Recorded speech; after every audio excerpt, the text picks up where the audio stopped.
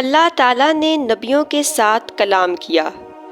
حضرت موسیٰ علیہ السلام بکریاں چرانے والے تھے۔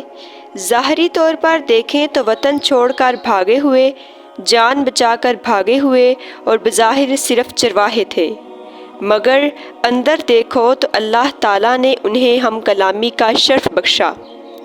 مصر کو واپسی ہے، راستہ ویران ہے، بھول بھلیوں میں پڑ چکے ہیں، اندھیری رات سرد ہے، دور سے روشنی نظر آتی ہے۔ بیوی سے کہتے ہیں کہ آگ ہے، میں لے آؤں، اور اگر وہاں کوئی آدمی بھی مل گیا تو اس سے راستہ بھی پوچھ لوں گا۔ تو ان کی بیوی نے کہا کہ لے آؤ۔ جب وہ آگے آئے تو عجیب منظر دیکھا کہ ایک درخت میں سے آگ نکل رہی ہے۔ پہلے تو حضرت موسیٰ علیہ السلام نے غور نہیں کیا اور سوچا کہ کوئی چنگاری گرے گی تو میں اسے اٹھا لوں گا، اور وہ بے دھیانی میں رہے۔ مگر جب غور کیا تو کیا دیکھتے ہیں کہ سرسبز شاداب درخت ہے اور آگ نکل رہی ہے۔ آگ کا دھواں نہیں، آگ میں تپش نہیں، آگ میں سرخی نہیں ہے، نورانی اور سفید آگ ہے۔ کوئی اس میں چنگاری نہیں، نہ ہی جلنے والی صفت ہے۔ یہ دیکھ کر آپ گھبرا گئے کہ یہ کیسی آگ ہے۔ ابھی اسی گھبراہٹ میں تھے کہ اچانک آواز آئی، یا موسیٰ انی لانا ربک، کہ اے موسیٰ میں تیرا رب تجھ سے بات کر رہا ہوں۔ پھر اللہ نے حکم دیا کہ جوتے اتار دے۔ جوتے اتارنے کا حکم کیوں دیا؟ اس کی عام وجہ جو بیان کی جاتی ہے وہ یہ ہے کہ آگے وادی پاک ہے۔ اللہ تعالیٰ نے اسی لیے فرمایا کہ جوتے اتارو کہ تجھ سے بات کرنی ہے، پیار محبت کی اور ذمہ داری کی بھی۔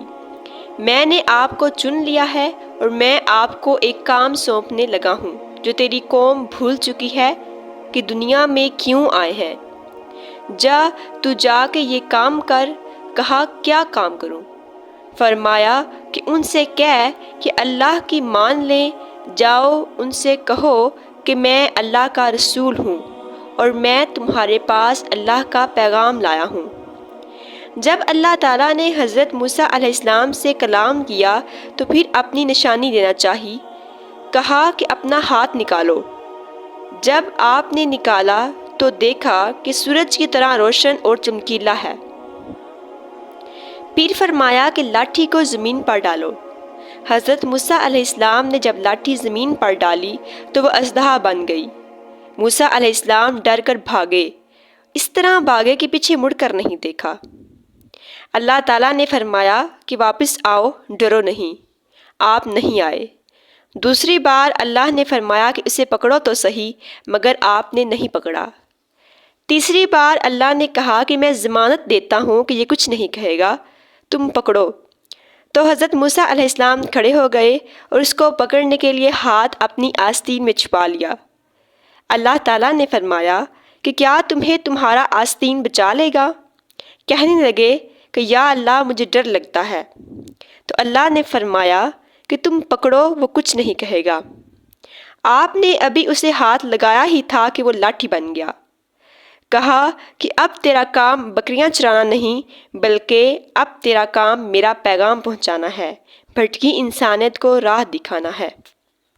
حضرت موسیٰ علیہ السلام نے جو احسان اپنے بھائی پر کیا ہے دنیا میں کوئی بھی بھائی نہیں کر سکا۔ آپ نے اپنے بھائی کے لیے نبوت مانگ لی تو اللہ نے کہا کہ ٹھیک ہے، میں ہارون کو بھی تیرے ساتھ نبی بناتا ہوں، جاؤ اب تم دونوں کام کرو۔ حضرت موسیٰ علیہ السلام وہاں سے واپس آئے، بیوی سے کہا کہ اب تو کام بدل گیا ہے، اب فرعون کو دعوت دینی ہے۔ ان کی بیوی نے کہا کہ ٹھیک ہے چلو۔ یہ میاں بیوی کا قافلہ چلا ہے، بھائی کو بھی ساتھ لیا اور فرعون کے دربار میں جا کر پیغام حق سنایا۔ فرعون نے آپ کو پہچان لیا، بولا کہ تو وہی ہے جو میرے دربار میں پل کر بڑا ہوا اور آج مجھے کہنے آ گیا کہ میں نبی ہوں۔ جوانی تیری میرے گھر میں گزری ہے، تو نے میرا آدمی مار دیا اور یہاں سے بھاگ گیا۔ حضرت موسیٰ علیہ السلام نے کہا کہ ساری باتیں ٹھیک ہیں، لیکن میں وہ موسیٰ نہیں ہوں، میں موسیٰ کلیم ہوں۔ فرعون بولا کہ میں تجھے ابھی جیل میں ڈالتا ہوں، کیونکہ یہاں میں رب ہوں، اگر تو کسی اور رب کی تبلیغ کرے گا تو تجھے جیل میں ڈال دوں گا۔ کہنے لگے نشانی دکھاؤں؟ تو فرعون نے کہا کہ دکھاؤ۔ حضرت موسیٰ علیہ السلام نے لاٹھی پھینکی، وہ ایک دم ابھرا اور منہ کھولا۔ جب فرعون کی طرف اس نے حملہ کیا تو وہ اپنے تخت سے اچھل کر پیچھے جا گرا، اس کا پیشاب نکل گیا۔ فرعون کی ساری خدائی وہیں دھری کی دھری رہ گئی۔